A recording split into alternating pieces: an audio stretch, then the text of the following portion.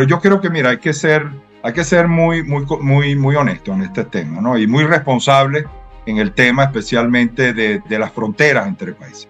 Lo primero que hay que hablar en este momento es que cerrar fronteras no es lo ideal en ninguna situación, ¿sabes?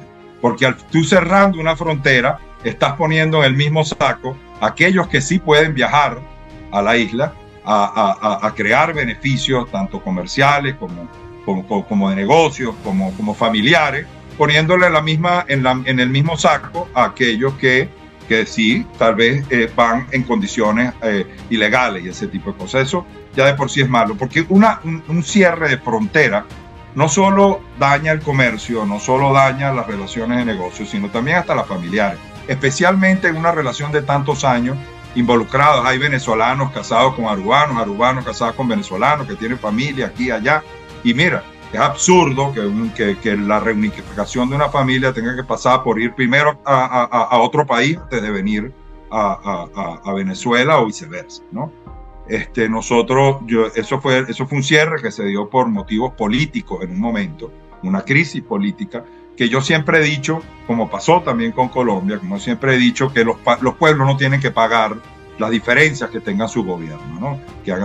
Por supuesto, yo respeto que cada país ponga las reglas de juego para la inmigración. Eso es absolutamente respetable. Si un país decide ponerle visa a los visitantes de otro país, eso es absolutamente respetable, porque al final, bueno, si hay una persona que cumple los requisitos para ir, tiene todo su derecho de ir para allá, etcétera, etcétera, ¿no? Hoy en día, para que una persona pueda ir en un avión o por vía aérea, lo que pasa es que no puede ir directo, pero, por ejemplo, tú te montas en Caracas y tú dices que tu destino final, por Copa, por decirle algo, es Aruba, a ti el señor del counter te va a pedir una visa.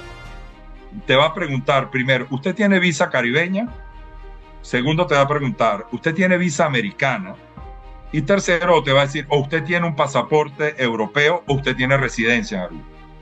Si usted no cumple con ninguna de esas opciones, usted no se puede montar en el avión.